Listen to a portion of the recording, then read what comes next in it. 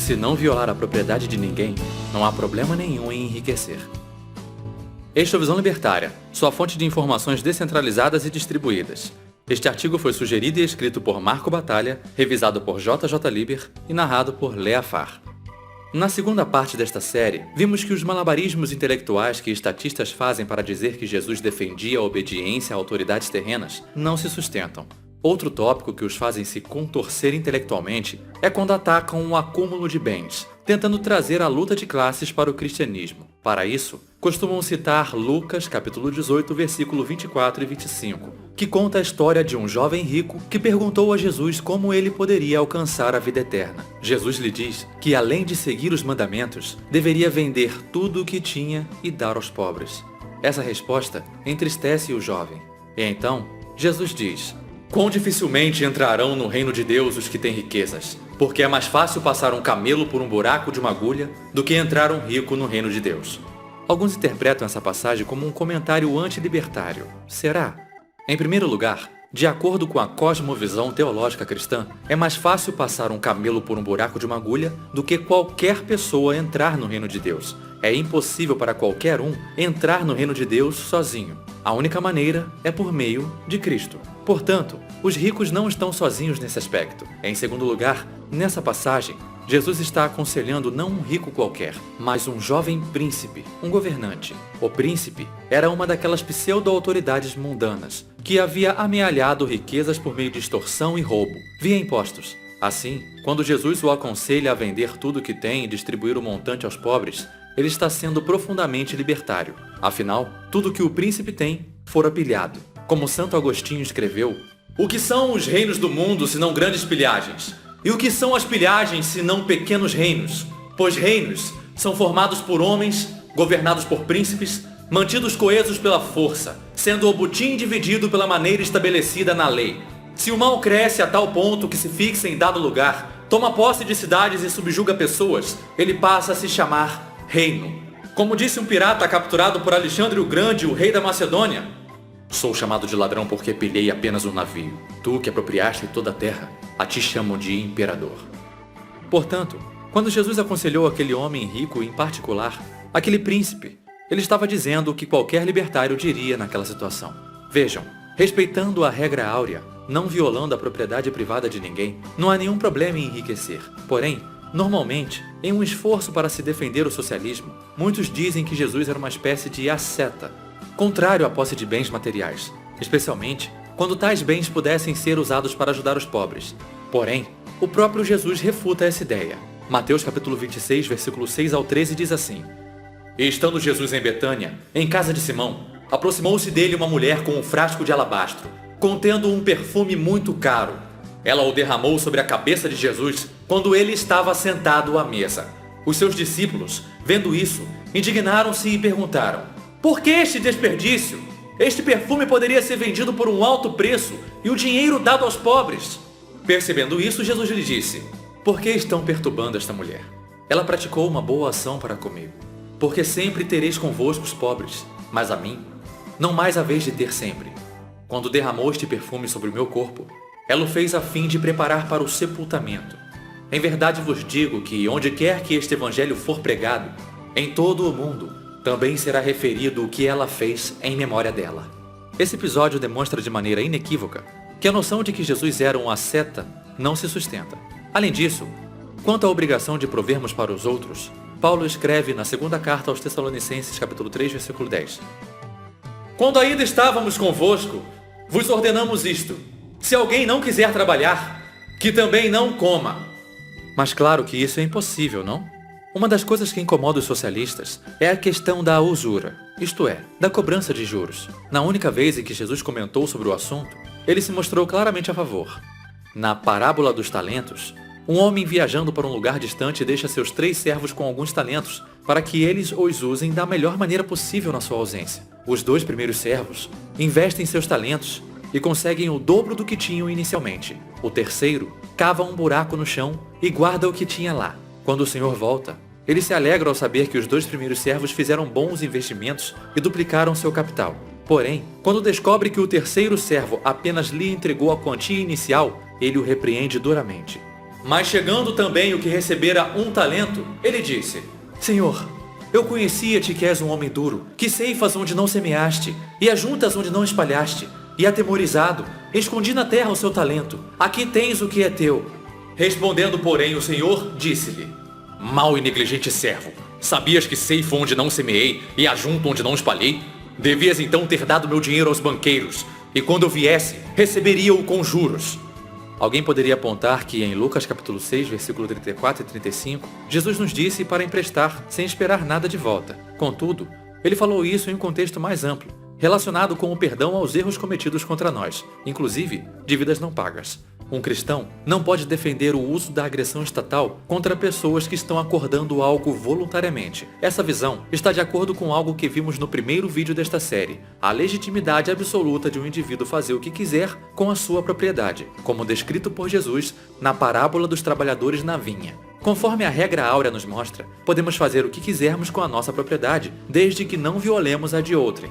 Neste momento, talvez alguns estatistas insistam no erro e digam que Jesus não pregava o respeito absoluto à propriedade. Para isso, talvez citem um episódio conhecido como a limpeza do templo, o único registro de um tumulto provocado por Jesus, como relatado por Mateus capítulo 21, versículo 12 e 13. E entrou Jesus no templo de Deus, e expulsou todos os que vendiam e compravam no templo, e derrubou as mesas dos cambistas, e as cadeiras dos que vendiam pombas, e disse-lhes: Está escrito, a minha casa será chamada casa de oração, mas vós a tendes convertido em um covil de ladrões. Esse evento é frequentemente interpretado de forma errônea, como sendo uma espécie de revolta de Jesus em relação ao comércio dentro do templo.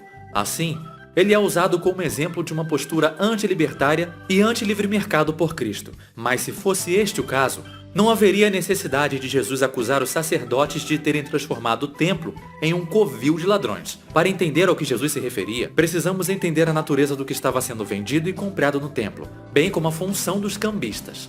O que estava sendo comercializado no templo eram animais que eram sacrificados em expiação pelos pecados. A função dos cambistas era converter moedas romanas em moedas judaicas, que então poderiam ser usadas para comprar os animais. As pessoas que os compravam não os levavam para casa para comê-los. Se fosse esse o caso, Jesus não teria razão para se opor ao comércio conduzido no templo, e certamente não teria por que acusar os sacerdotes de roubo. Na verdade, os animais permaneciam no templo para serem sacrificados pelos sacerdotes. Dessa forma, aquele que comprou o animal e o ofereceu ao sacrifício teria seus pecados perdoados. Quando Jesus acusou os sacerdotes que conduziam essa prática de serem ladrões, ele estava dizendo que as pessoas que compravam os animais para serem sacrificados e para terem seus pecados perdoados estavam sendo lesadas.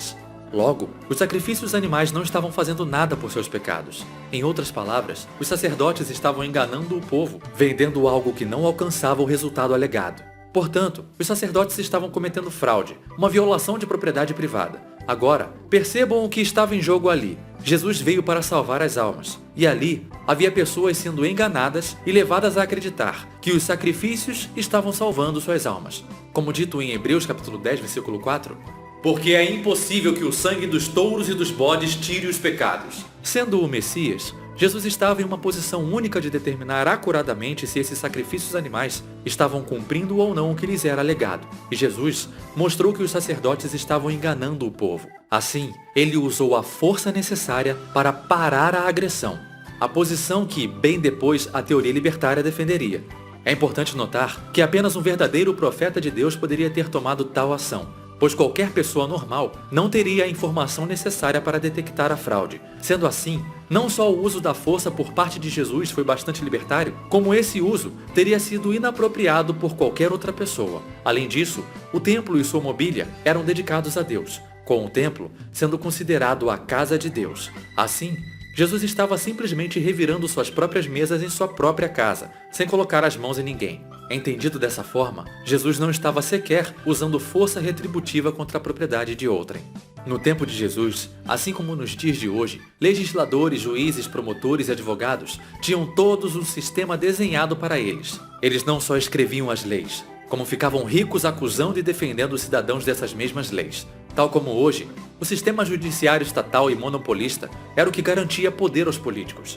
Assim, naquela época, Tal como nesta, havia um incentivo perverso para que a legislação fosse a mais arcana, ininteligível, contraditória e numerosa possível, fazendo com que os serviços dos participantes desse sistema fossem cada vez mais demandados. Sistemas judiciários estatais estão assentados naquele princípio satânico e não na lei natural, na regra áurea, na ética da propriedade privada. Jesus alertou os participantes desse sistema que arriscavam suas almas. Mas ai de vós, mestres da lei e fariseus, hipócritas, pois que vejais aos homens o reino dos céus, e nem vós entrais, e nem deixais entrar aos que gostariam de fazê-lo. Quanto a vós, peritos na lei, ai de vós também, porque sobrecarregais os homens com fardos que dificilmente podem carregar, e vós mesmos que não levantais nem um dedo para ajudá-los, ai de vós, mestre da lei, porque vos apoderastes da chave do conhecimento, vós mesmos não entrastes, e impedistes os que estavam prestes a entrar.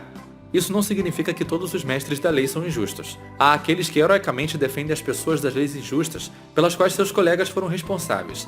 Porém, eles são uma minoria, graças aos incentivos perversos que existem no sistema. Em consonância com o alerta feito por Jesus contra os mestres da lei, está o conselho dado por ele para que evitássemos os tribunais estatais a todo custo, como relatado em Mateus capítulo 5, versículo 25. Concilia-te depressa com o teu adversário. Aproveite para fazer isso enquanto estiver no caminho com ele, para que não aconteça que o seu adversário te entregue ao juiz e o juiz te entregue ao oficial e te jogue na prisão. E também em Lucas capítulo 12, versículos 57 e 59. E por que não julgais também por vós mesmos o que é justo? Quando, pois, vais com o teu adversário ao magistrado, procura livrar-te dele no caminho, para que não suceda que te conduza ao juiz, e o juiz te entregue ao oficial de justiça, e o oficial de justiça te jogue na prisão. Digo-te que não sairás dali enquanto não pagares o derradeiro centavo. Essas passagens demolem completamente a noção de que Jesus considerava como autoridades verdadeiras os que as leis estatais positivistas chamavam de autoridades. Paulo confirma isso em sua primeira carta aos Coríntios. Ousa algum de vós, tendo algum negócio contra o outro, ir ao juízo perante os injustos e não perante aos santos? Não sabeis vós que os santos hão de julgar o mundo? Não há, pois, entre vós sábios, nem mesmo um que possa julgar entre seus irmãos, mas o irmão vai a juízo com o irmão, e isto perante infiéis. Na verdade, isso comprova que há uma falta entre vós. Terdes demanda uns contra os outros. Por que não sofreis antes a injustiça? Por que não sofreis antes o dano? Mas vós mesmos fazeis a injustiça e fazeis o dano, e fazem isso com seus próprios irmãos. Isso demonstra de novo que as autoridades a que Paulo se referiu em Romanos 13 não poderiam ser as autoridades estatais, conforme vimos no segundo vídeo desta série. Assim também, nessa mesma linha de pensamento, escreve Tiago. Mas vós desonrastes o pobre. Porventura, não vos oprimem os ricos? E não são os ricos que vos arrastam até os tribunais? Notem que a maioria dos ricos naquele tempo só eram ricos graças aos privilégios concedidos pelo Estado, especialmente a coleta de tributos. Assim, quando Tiago escreve ali sobre ricos oprimindo pobres e os levando aos tribunais, ele está falando de violações contra o direito natural de propriedade e não de pessoas se recusando a cumprir contratos feitos voluntariamente.